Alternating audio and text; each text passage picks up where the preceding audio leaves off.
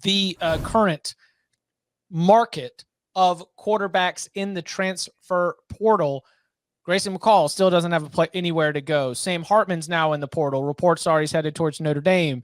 Luke Altmaier is up there. As we're looking at what's remaining, I mean, how many? It doesn't seem like there are many that are even certified going to be starters at some of the programs where they land. What do you make of the next dominoes to fall, or what the outlook is for the quarterbacks in the transfer portal? I mean, so Hartman is still out there, obviously, and I think you guys talked yesterday about this or Monday, did we? I don't know. It wasn't on Monday's show. About Hartman potentially going to Notre Dame, which dropped some hits. Looks like the prohibitive favorite, I would say, to land him. Although I'm not really sure that Wake's going to miss him. I think Wake wanted to move on to the backup, who looked really good against VMI. Yeah, exactly. Yeah. So sometimes it's run its course. But this quarterback market this year in the portal is poor. And I think a lot of it is because the supply was cut off by collectives who got the money together to keep their kids in town. So Drake May did not hit the portal. Like, that move would have changed college football for the 2023 season, undoubtedly. But down the line, I mean, Frank Harris decided to stay at UTSA and announced an NIL deal. Michael Pratt, who everybody else in the personnel world was looking at UF and saying, okay, like Pratt to Florida, right? Assuming, like, no tampering, but like assuming that he hits the portal. That's an obvious destination. He's from Florida. They need a quarterback. He's got a lot of former teammates in and around that program. It would have just made sense. But Tulane kept him. Austin Reed going back to Western Kentucky. I mean, I think you have some guys in the portal who you just mentioned who don't have homes. And if you see them not enrolled anywhere for spring, I think it's a pretty good hint.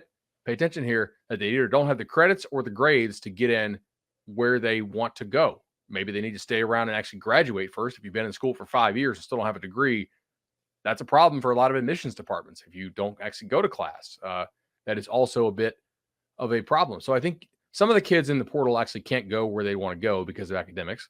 And some of these dudes in the portal just aren't that good. Like, there ain't no Caleb Williams out there this year. This is not a good crop of portal quarterbacks compared to prior years. Chris Hummer of 24/7 Sports indicates that Brennan Armstrong, who was extremely prolific in 2021, but really saw his numbers dip in 2022, that he is a target for Oklahoma State. That is something interesting to keep an eye on. That makes a lot of sense. And then we look at Sam Hartman to Notre Dame. Here's my question about Sam Hartman to Notre Dame. Can Sam Hartman also recruit wide receivers? There are better wide receivers at Wake Forest right now on the active roster than there are at Notre Dame. There's nothing resembling an A.T. Perry on Notre Dame's roster.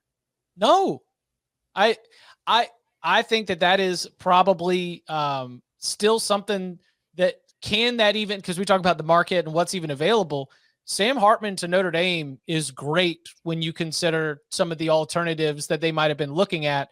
I do think that Sam Hartman as the quarterback is going to really hope that they're going to be able to get some development of pass catchers, because the roster as it stands and the available wide receivers, is Dante Cephas the best available wide receiver right now?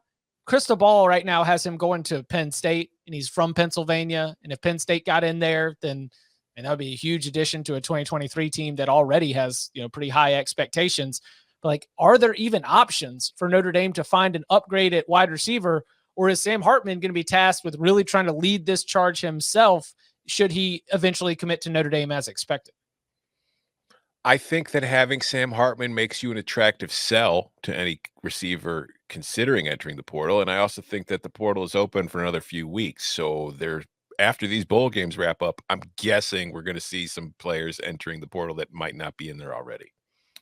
I mean, you also have to, like, are some of these guys going to be eligible at Notre Dame? I mean, like, that's not an easy place to transfer into. You actually have to have grades. And I think that probably limits, but a lot of these dudes at receiver have already been spoken for. I mean, Lovett's going to Georgia. Ra Thomas is going, I think it's official now, right? He's going to Georgia. Yep.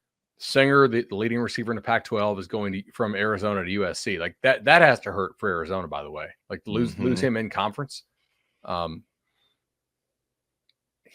I think Cephas is probably your top kid. Chris Marshall may be the most talented kid who was in the portal. He's going from A&M to Ole Miss.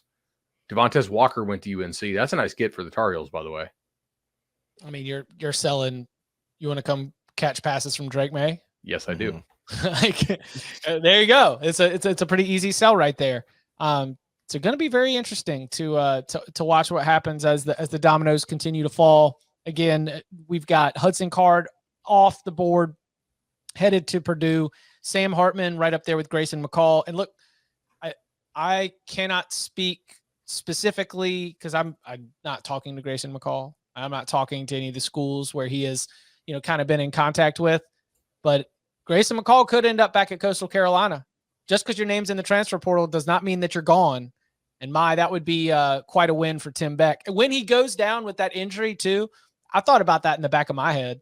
You know what you're going to do is you're going to try to show him that you've got your full support for Grayson McCall. Mm-hmm. If you're anybody in that Coastal Carolina staff, you were trying to say, hey man, if you don't want to go back into this game, that's cool. You even played in this game, diving into the end zone head first. He wasn't coming up halfway, but yeah, we'll let you throw on the t-shirt and just sort of hang out for the rest of the way. You don't want to create any bad vibes just in case he is back with the Chants in 2023.